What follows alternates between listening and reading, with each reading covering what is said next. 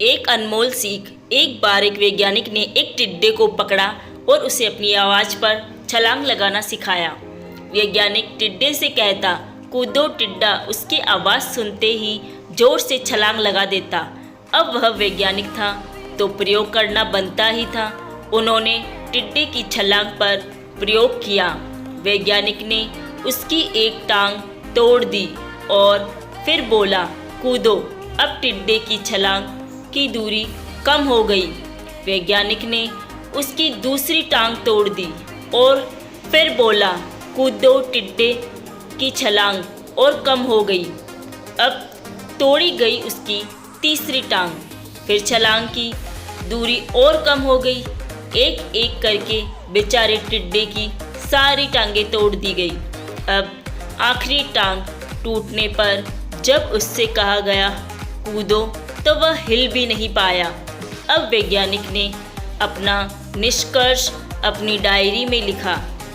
जानते हो उसने क्या लिखा? जब टिड्डे की एक टांग तोड़ी गई तो वह थोड़ा बहरा हो गया।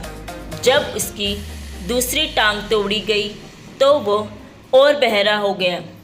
हर टांग टूटने के साथ वो और बहरा हो गया, बहरा होता गया और सारी टांग टूटने के बाद वह बिल्कुल बहरा हो गया। अब ज़ोर ज़ोर से चिल्लाने का भी उस पर कोई असर नहीं हुआ।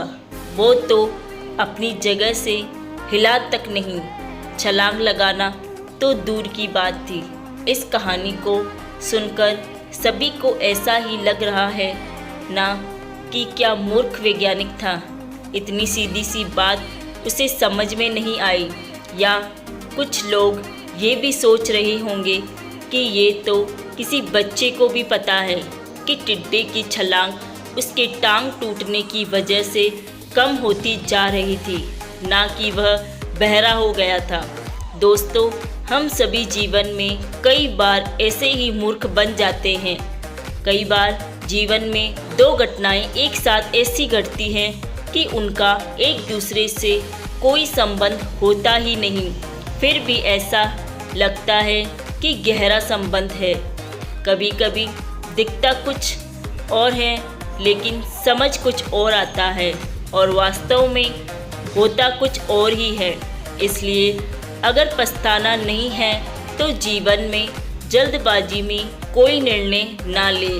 हमेशा समझ बूझ का इस्तेमाल करें, सावधानी बरतें, नतीजे सोच विचार कर ही निकालें।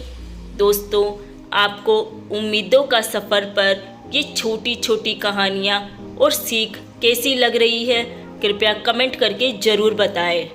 धन्यवाद।